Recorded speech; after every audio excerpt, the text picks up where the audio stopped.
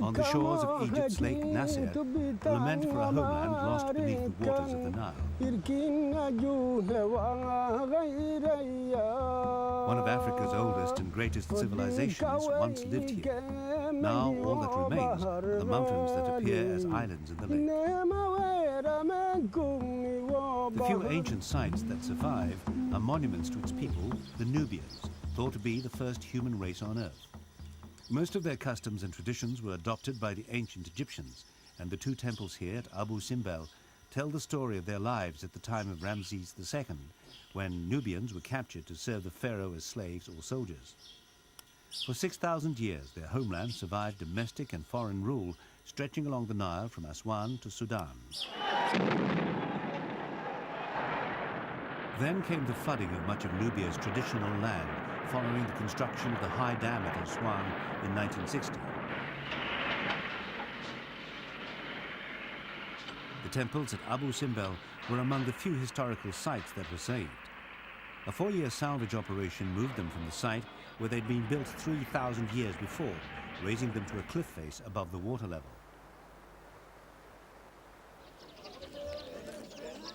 Now they look as if they've always been there, and the high dam at Aswan stands as their modern-day successor, holding back the floodwaters of the mighty Nile. To the Nubians, though, the dam severed their lifeblood, changing their lives beyond recognition. From their homeland around the Nile, the Nubians were relocated to the Kom Ombo Desert north of Aswan. The people who call themselves the Children of the Nile now live in villages of concrete and sand. The new developments were named after communities in Old Nubia. This is the village of Abu Simbel, displaced. In an alien environment like this, the preservation of Nubian history and culture has become a vital part of everyday life. People here cling on to their birthright, adapting their anonymous new homes to reflect their ancient past. This dates back to the Nubian people during the Christian era. It's part of a cross. It dates back to the time before Islam came to Nubia.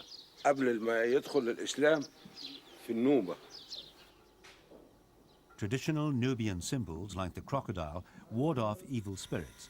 Their roofs are lined with palm leaves to keep out the heat, and traditional Nubian artifacts are given pride of place on the walls.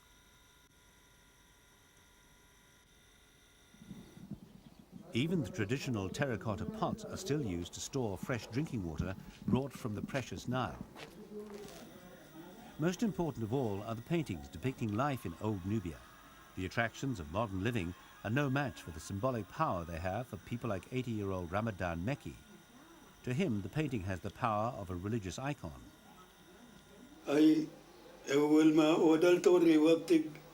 soon as I enter this room, I look at this picture. When I see it, I instantly remember Old Nubia. When I look at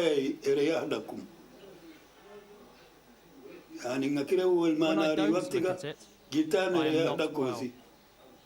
The minute I see this picture, I feel relieved, and my body sort of rests. The boats, the women folk, the cattle, the donkeys. When I see all this, my heart is at rest, and I see it every day at sunrise. With most of Abu Simbel's menfolk working away in cities like Cairo and Alexandria, the inhabitants of the village are mainly women, elders and children. Responsibility for preserving the Nubian way of life falls to the women, and they keep it alive through traditional everyday tasks like basket weaving, bread making and cleaning and sorting wheat grain.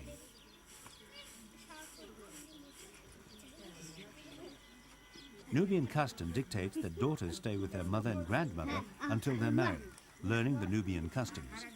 Sons who leave to earn a living save up for a dowry, then return to marry a village girl. But 4 decades have passed since the Nubians left their homeland, and only village elders like Ramadan Meki remember how life really was in Old Nubia. Today he's going to a meeting of the Council of Elders, and the incense smoke is to protect him on his journey. The belief in an evil eye and the need to ward off evil spirits is a strong part of Nubian culture, and it's been deepened since leaving Old Nubia. Now there are new tensions and land disputes with their neighbors, and the village relies on its elders to protect their interests. Abu Simbel's women protect Ramadan Meki by throwing water on the car that's taking him to the meeting. Today, the acquisition of new plots of land is on the agenda. In Old Nubia, land was divided amongst the children according to simple rules of inheritance. Now, land ownership is a difficult issue, a source of friction between the Abu Simbel community and neighboring Upper Egyptians. They're seen as unnecessary complications by people accustomed to sharing a common income, food and property, whose entire life was regulated by the rhythm of the waters of the Nile.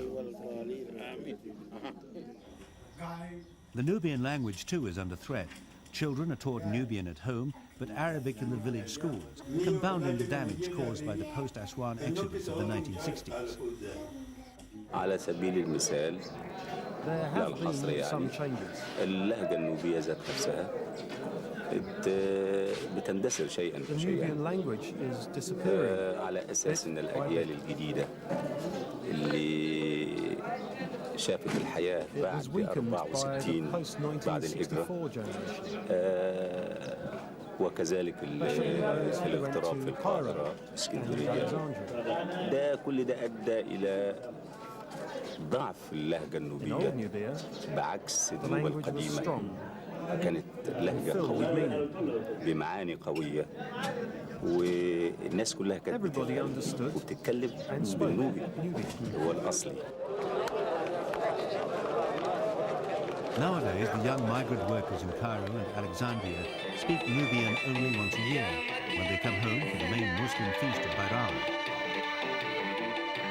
It's the season of weddings, a religious and social event that provides the only opportunity for all members of the community to join together and share their faith. The celebration reinforces the strong bonds between the different families and generations, and those who live in the village and those forced to move away.